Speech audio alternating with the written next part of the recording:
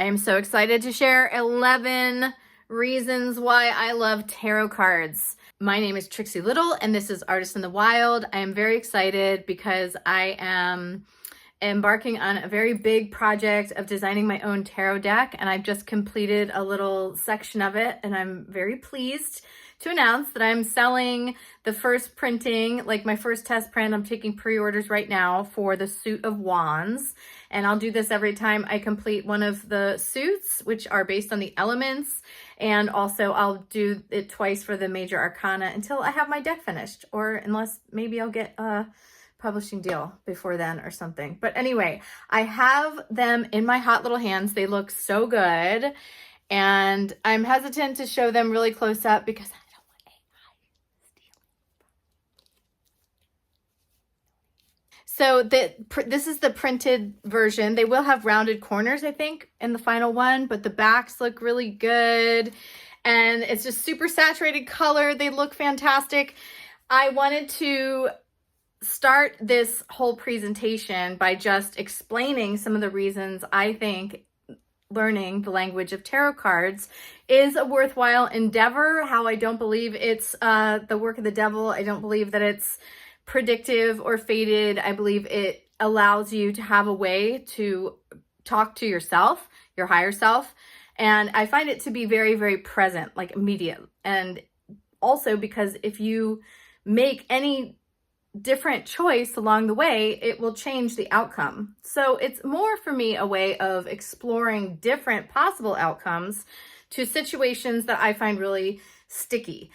Sometimes it alerts me to situations that I wasn't even thinking of, and it brings them back up, and there's still some grist in the middle that needs to be worked out, you know? So it's like a really good way for me to have just an internal conversation. And I love sharing this, so I'm just gonna go through the reasons I came up with why I love tarot cards. Number one, it strengthens your intuition. So when you are listening to a reading, or if you're giving one yourself and you're reading the book, you'll kind of have these like little flags go up or down when you're like, oh yeah, that's me, or no, that's not it. Or it'll make you think of something else, or just kind of, alerts you to different things that maybe you hadn't seen. I always like to think of the world as a multifaceted jewel, and you turn each facet and you can see it from a completely different angle. And so I just think that anytime we get to do that, we get to understand just the sort of multidimensionality of existence, how it's all interrelated, and our intuition is the way in for that. We have been taken a very far way from our natural intuition, I believe on purpose, because it's so powerful, because it's what connects us to our higher self, to God, to nature. It's the gut, right? So it's down here. It's the solar plexus one, that's the gut. That's the intuition.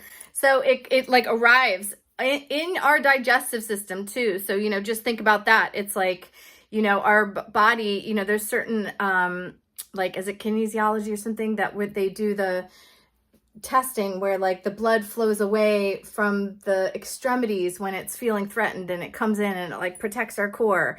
It's kind of like that, right? I think of that a lot as like intuition. It's like our inner compass. So developing our inner compass is very, very helpful for rewiring ourselves back to the real world, which that's what we're doing. This is a big re-enchantment mission. So we can have a renaissance and rebirth the culture and get on with the kind of life we actually want. Number two, tarot works on cyclical time, not linear time, like astrology. It also has its correspondences to astrology, but one of the things I really love about tarot is that it rewires you to cyclical time. You can see like phases of your life, whether it's going from the 1 through 10, that's just like the mundane journey, the nuts and bolts of what we got to do within that element. Or it's like the path of mastery, which is what I consider the page through the king. So that,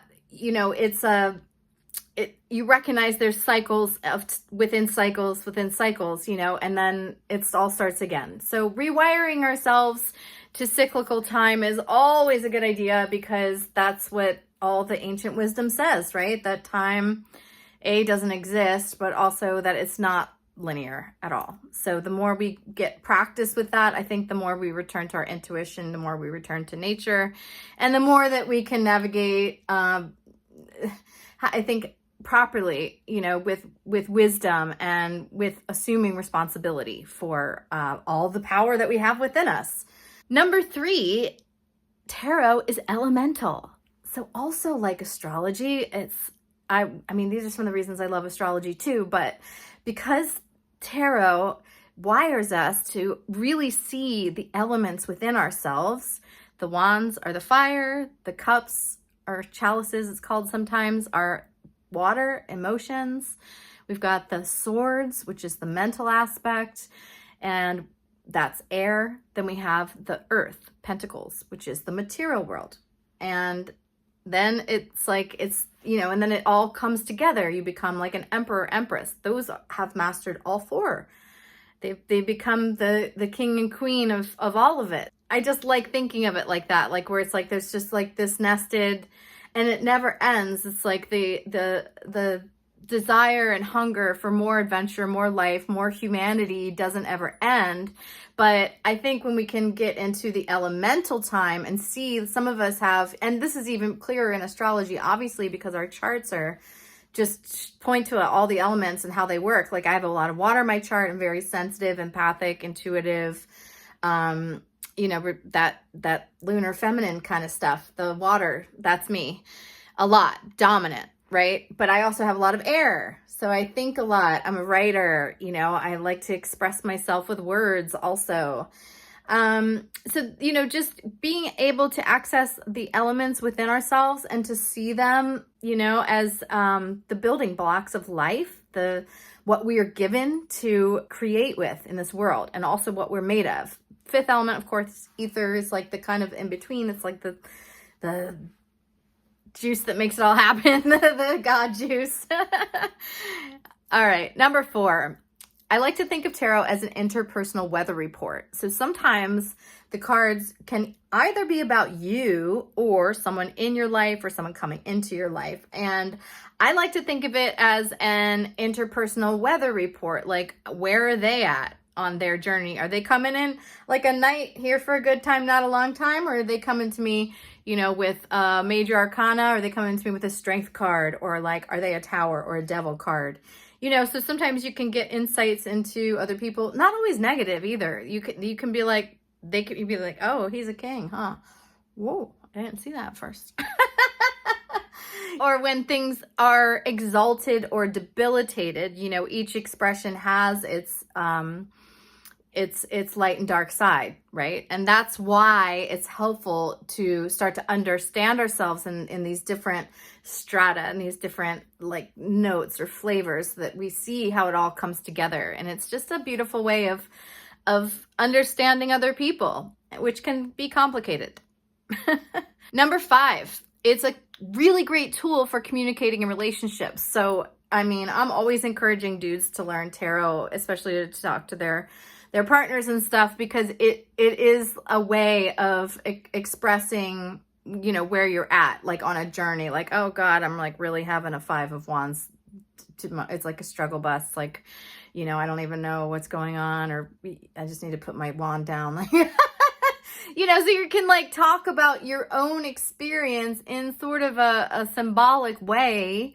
And that is such a great tool for talking to someone you love. Even within my friendships, like my friends that are really into tarot too, like we'll send each other like the cards that we get for the day and have a good laugh. Like, oh man, I'm really feeling this, and we understand each other.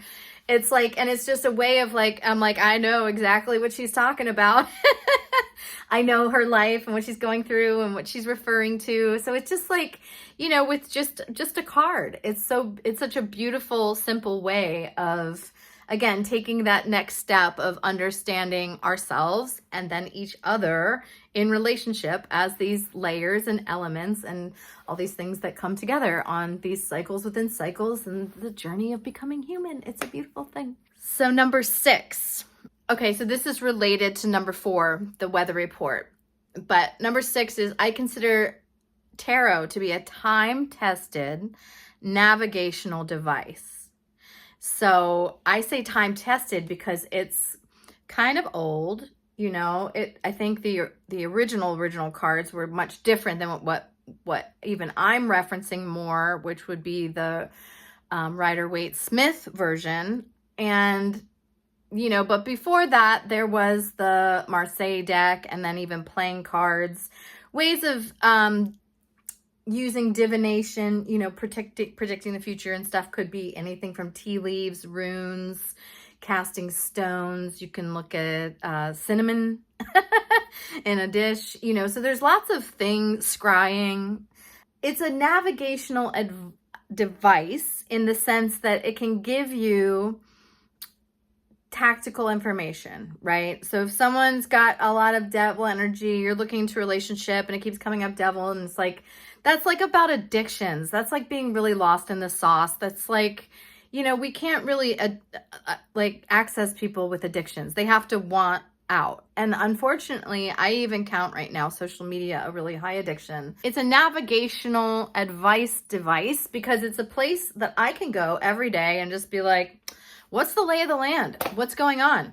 And then it helps me. Okay, I'll ask often for love, art, and money based on what comes up. It's like sometimes it'll clue me in. Pay more attention to the art today. Pay more attention to the money today. Address this first. So it helps me, like, it tips me off to sort of like things that might need my attention or that could need a little push in the right direction, or anything I need to do to receive or be in position to receive. So it's like that helps you navigate your life, helps you make choices about how you're prioritizing the things that are important to you based on your values. And I do think there's something about it being used over time. So I don't consider it demonic. I cleanse my decks a lot energetically and just really ask to talk directly to God or to my higher self. No intermediaries. Like, I don't want any intermediaries. I just want to have a conversation with my inner self and kind of get clear and feel like I have some understanding. And of course, being flexible to what comes in. It's not like it's rigid. It's not like, well, that didn't happen. It's like, it's not like that. It's just like, should I get this? Oh, do a little bit of this way. Okay, we'll try it, Number 7, it's not predictive. It's super present. So like I was saying, if you make one different choice, then that outcome is not going to come to pass.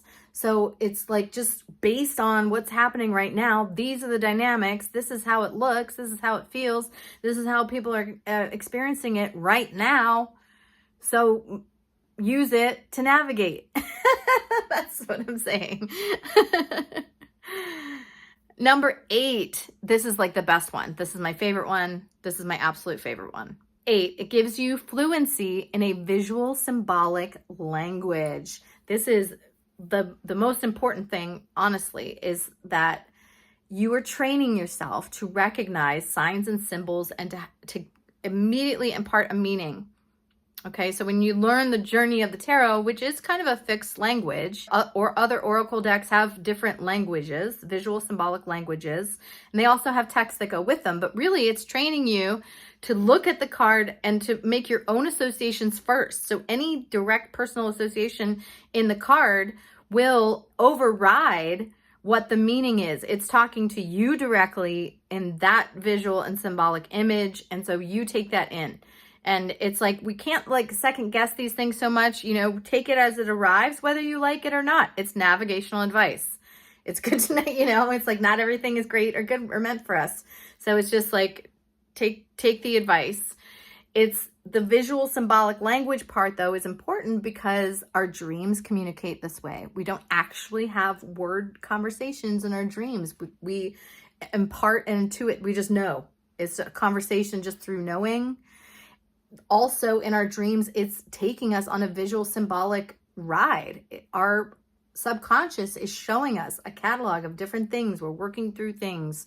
We're meeting up with different people. We're exploring different options and scenarios, and it's very loose. That visual symbolic language can speak to you more clearly, more often, if you're picking up the symbols. If you have a baseline of symbolism that you understand things, like you have a very significant flower. Let's say it's a black-eyed Susan. It's one of my favorites. So anytime I see a black-eyed Susan, it's, you know, triggering it's the Maryland state flower. That's my homeland, you know, like it's triggers lots of things. And so your subconscious, your dreams, your spirit guides, the whole spirit world will be able to communicate to you easier through images and symbols. So it's great to have a big vocabulary for your subconscious to use. So it's just like learning another language for the ephemeral, which is very hard to communicate, you know, like it's not logic and reason. It's like completely different orientation. So it's really, I think one of the most useful things is that. So number 9, it's a path of self-mastery. This is amazing. It's like aspirational. It's asking you to become a master of something, mastering your elements, like taking your licks, like getting back in there, like reflecting on what you're doing. And like, it's laid out, and it's not a bad path, you know? It's like, I'm always thinking of like, do I need to kick back in my queen, my receptive a little bit? Or do I need to be like more active, like my king, like I have it all, I'm doing it. Like, you know, there's different ways of navigating, and it really, to me, is always lifting me up, making me aspire towards greatness, reach for mastery. I mean, this is so forgotten in our upside down world, and why it's a big part of the real world, which we are re-enchanting. Because mastery is really what it's about. It's how we embody a way of being, right? Like, so our fire is our passion. To really embody that, to like not sacrifice your sexuality and all your zest for life, but to have the wisdom not to burn the house down anymore. You know, it's like, it's helping you to keep reaching, to like not get, you know, hung up on the setbacks and all that stuff. It works on your mind, your emotions, your material world. It helps you work on these different strata, you know, at the same time. And it's not a bad path. It's like one that helps lift you up and aspire towards achievement, aspire towards self-mastery, so that you can show up fully in the world and receive all the benefits. And that's a beautiful thing. I really love that. Number 10, I love tarot cards because it reminds you that being human is an adventure. How great is that?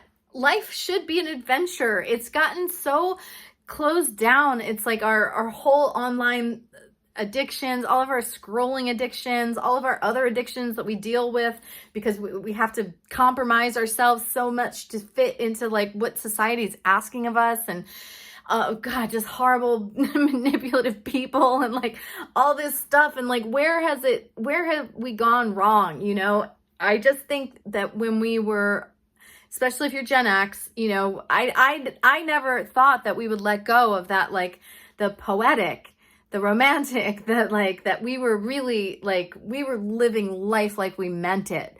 And tarot reminds me to do that. It reminds me that being human is an adventure, it's a gift, it's an opportunity, and I have to take it. I have to rise up to the challenge and get out there and fight my battles and have my losses, you know, along the way towards becoming the crown, the achievement, you know, what I've been striving for. So it's like, I just think that anything that helps us remember that life is a romantic, heroic adventure, and you're the star, you are every character, and you have the opportunity to delight in that or resist it, however you wish. Number 11 is that it gives me this opportunity to share my artwork with you. How cool is that? I'm so thrilled. I haven't like committed my visual skills to a project as large as 78 cards, and I've only completed 14, but I'm going through the whole process of designing them, printing them, doing the booklet, and sending them out. So I'm trying the whole thing with this project. So thanks for being here. I just find that tarot is a really useful and inspiring way for me to just talk to myself and cultivate that interior life. It's one of my tools that I love, and I'm excited to share it with you through my deck. So stay tuned.